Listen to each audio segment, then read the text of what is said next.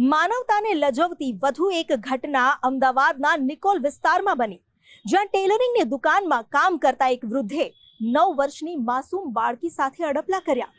માતાની ફરિયાદ અને સીસીટીવી ફૂટેજના આધારે પોલીસે 65 વર્ષીય ભરત પરમારની ધરપકડ કરી વધુ તપાસ શરૂ કરી.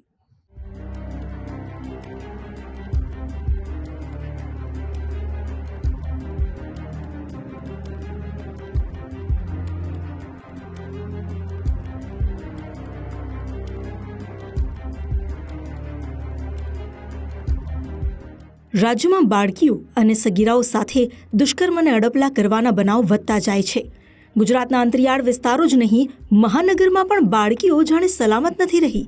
મોટાભાગના કિસ્સામાં ઓળખીતાઓ દ્વારા જ છેડતી અને અડપલા કરવામાં આવે છે. રાજ્યના સૌથી મોટા મહાનગર અમદાવાદના નિકોલ વિસ્તારમાં 9 વર્ષની માસૂમ બાળકી સાથે અપકૃત્ય આચરવામાં આવ્યું. ટેલરિંગની દુકાનમાં કામ કરતી મહિલા પોતાની બાળકીને અવારનવાર સાથે લઈ જતી. આ ટેલરિંગની દુકાનમાં એક વૃદ્ધ અને મહિલા લાંબા સમયથી સાથે કામ કરતા હોવાથી તેને વિશ્વાસ આવી ગયો હતો.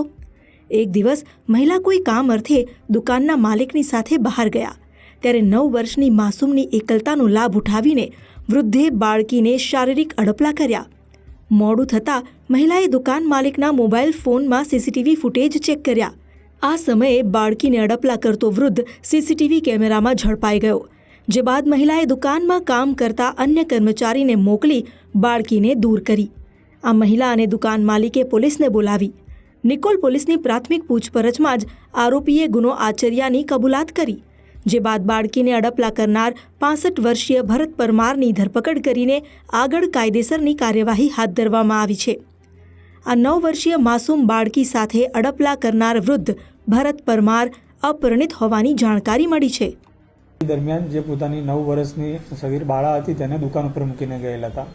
ત્યારબાદ એ લોકો જ્યારે સિંગરવા ગયેલા હતા ત્યારબાદ એમને રાત્રે મોડું થતાં તેણે પોતાની દીકરી ત્યાં આગળ જાગે છે કે સૂઈ ગઈ છે કે શું કરે છે એ બાબતે જોવા માટે જે દુકાનના ઓનર હતા એના મોબાઈલમાંથી સીસીટીવી કેમેરા જોતા એ દુકાનમાં જ એમની જોડે કામ કરતા એક અન્ય વ્યક્તિ કે જેનું નામ છે ભરતકુમાર પરમાર, એ પોતે આ છોકરીની બાજુમાં બેઠેલા હતા અને છોકરીને શારીરિક અડપલા કરતા હતા.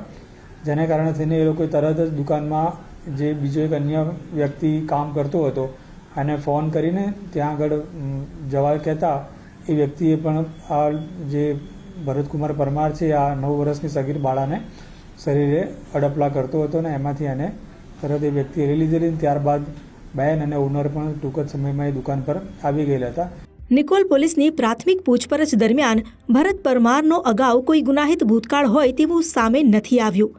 દાદા સમાન વૃદ્ધે અપકૃત્ય આચરીને પરસ્પરના સંબંધ અને વિશ્વાસને કલંકિત કર્યો.